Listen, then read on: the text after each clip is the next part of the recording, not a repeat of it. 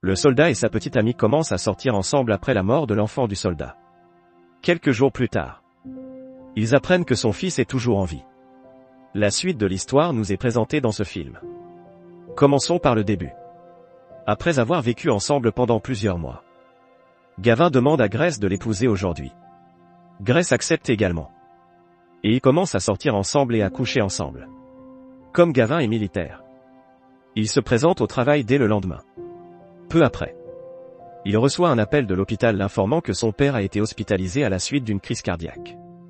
Cette nouvelle le bouleverse. Car il ne voulait pas rencontrer son père parce qu'il ne passait pas assez de temps avec sa famille.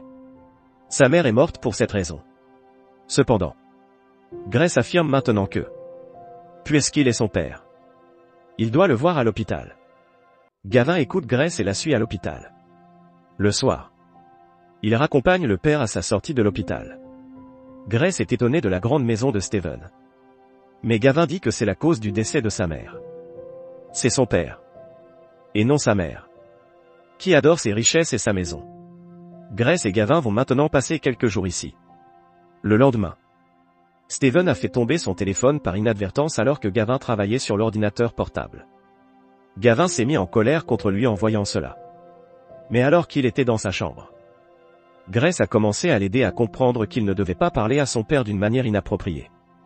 En entendant cela, Gavin commence à lui raconter que sa mère est morte parce qu'il a été laissé seul par l'emploi du temps chargé de son père. Après avoir entendu tout cela, Steven s'assoit à côté de Gavin et lui explique comment il travaille jour et nuit pour leur assurer une existence confortable. Il ne voulait pas que la pauvreté détruise leur avenir. Après avoir entendu tout cela, Gavin est contrarié. Mais leur amitié s'améliore. Le lendemain, Gavin est rappelé à l'armée en raison d'une attaque ennemie. Une femme nommée Trinity, qui était la petite amie de Steven, arrive après le départ de Gavin. Elle entre dans la chambre de Steven et commence à lui faire l'intimité. Maintenant que Grace et Steven vivent heureux, Trinity leur rend souvent visite et entretient des relations amoureuses avec Steven. Gavin et son équipage engagent le combat avec l'ennemi d'en face. Mais ils sont tous massacrés en raison du grand nombre d'adversaires. Grace et Steven sont dévastés lorsqu'ils l'apprennent.